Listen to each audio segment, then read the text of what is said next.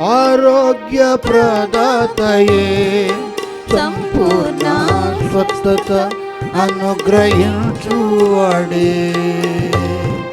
ఆరోగ్య ప్రదాతయే సంపూర్ణ స్వస్థత అనుగ్రహించువాడే.